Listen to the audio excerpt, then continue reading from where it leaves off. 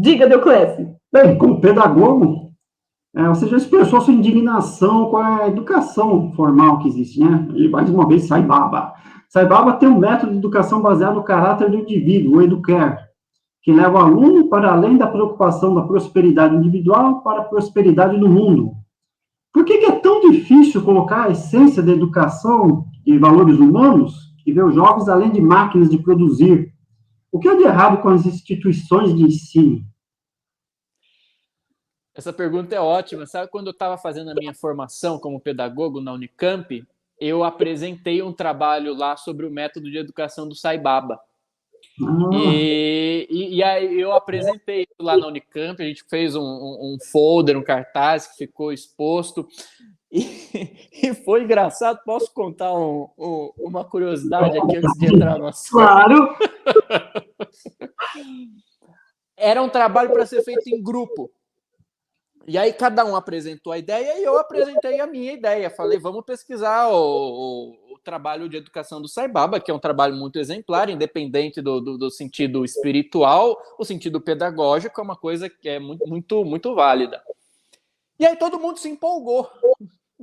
Aí teve uma pessoa no grupo que na verdade era uma pessoa assim mais velha, muito rebelde, que entrou assim na faculdade só para contestar as coisas e criava um certo problema. E na hora que todo mundo aceitou a ideia, ela torceu o nariz. Torceu o nariz, não vão, imagina, vão falar de um indiano, vão falar do negócio de educação da Índia. Aí começou a dar um problema. Eu falei, bom, eu não fiz isso aqui para dar problema, né? Tem que ser uma coisa democrática, tal. Aí eu voltei para casa, falei com o Baba, falei, Baba, até tentei, né, levar o negócio lá para a Unicamp. Tudo bem, você já fez a sua vontade e tal. No dia seguinte eu volto para a faculdade, a mulher sumiu, ela desmatriculou do curso e ninguém nunca mais soube dela. O Baba está podendo materializar e desmaterializar. Sei lá o que aconteceu. Mas, olha, eu fui fazer pedagogia por 2 motivos. Primeiro, porque eu não gosto de escola, mas não é que eu não gosto de escola, eu não gosto do jeito que está. Eu sou um apaixonado por educação. Eu acredito que todo o estado de felicidade que a gente atinge na vida e toda vez que a gente sai do estado de sofrimento é porque a gente aprende alguma coisa.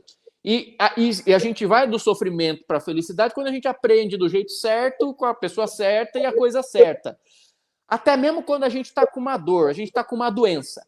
Toda vez que a gente está com uma doença e a gente saiu daquele estado de dor, foi porque a gente aprendeu alguma coisa, nem que seja o remédio que eu tinha que tomar.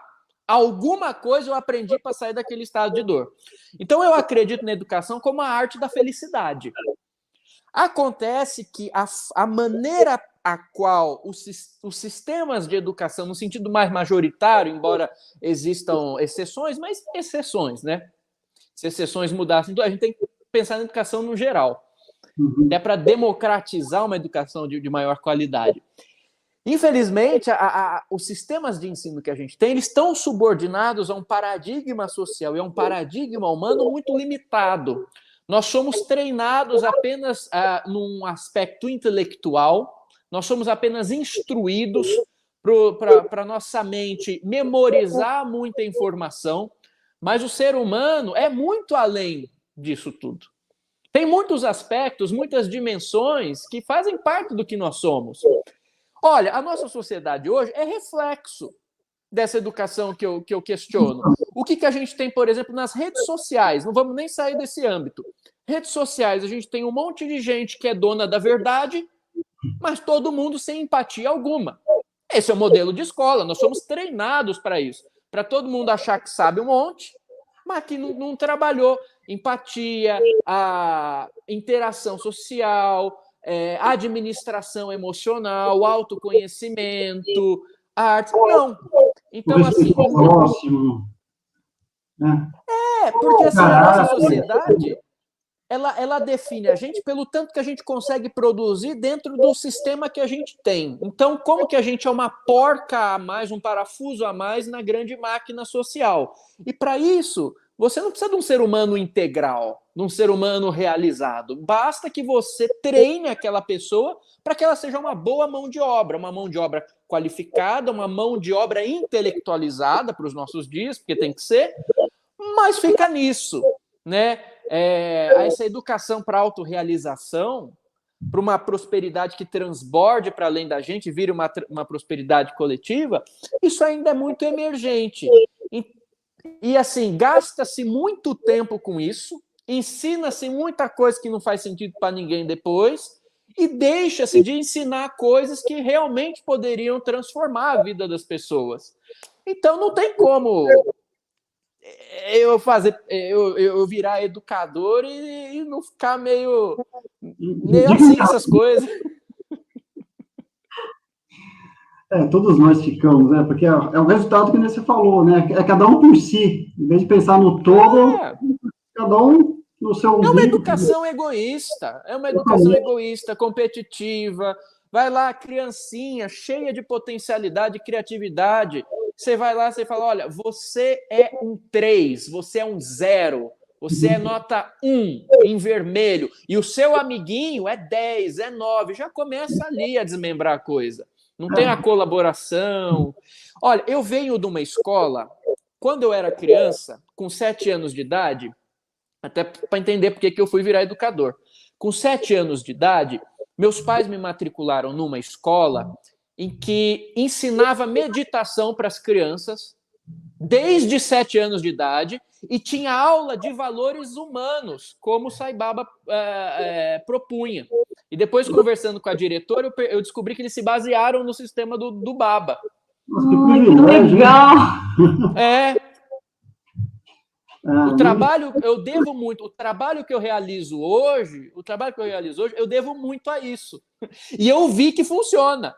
Porque todo mundo que estudou naquele ambiente, eu vi que, enfim, tem uma cabeça diferente, uma cabeça mais bem preparada para questões mais significativas. Não por mérito pessoal, mas pela competência e responsabilidade do método de ensino. Inclusive, agora você tem trazido muito essa questão, né, de começar a ensinar a meditação para as crianças. Tem até curso, não é isso? Você está promovendo? Tenho. É uma doideira isso. Sabe por quê? O problema da meditação para criança não são as crianças são ótimas para isso. O problema da meditação para as crianças são os adultos.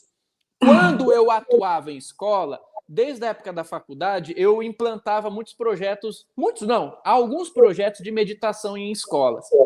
Eu encontrava muita resistência.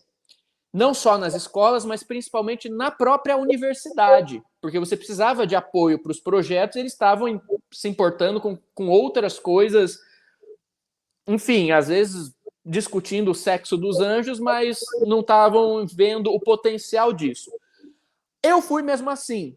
Depois que eu comecei a lecionar, que eu me formei, eu dava meditação para as crianças todo dia, de forma completamente laica, completamente sem puxar para lá de espiritualidade nenhuma, musiquinha tranquila de fundo, 5 minutinhos para acalmar as crianças e tal.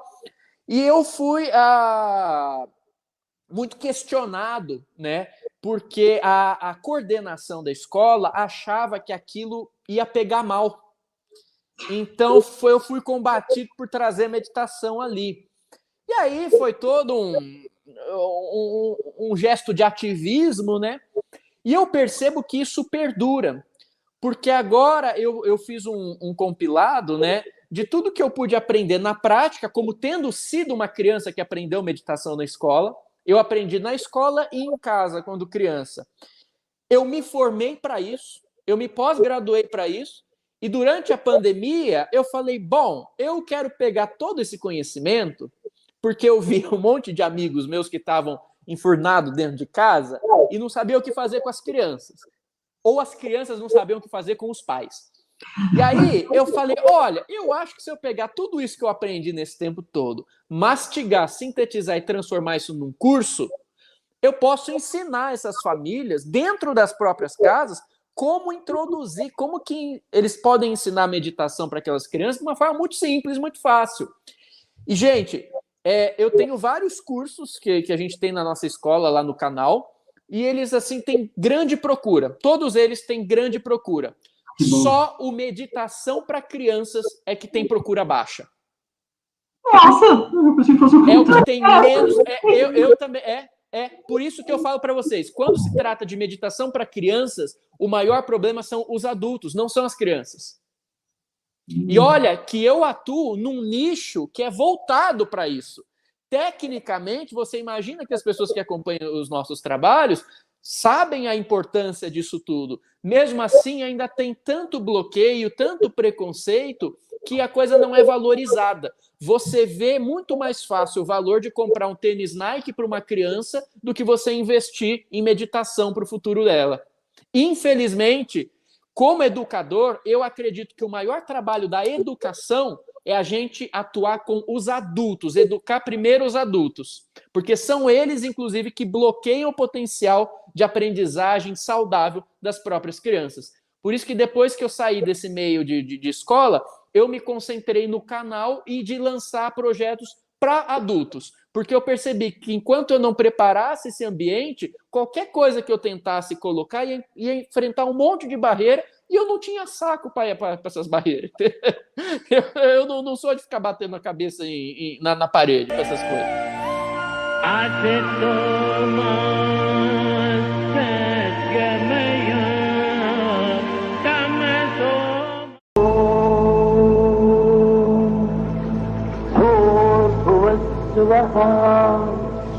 तत्सवितुर्वरेण्यं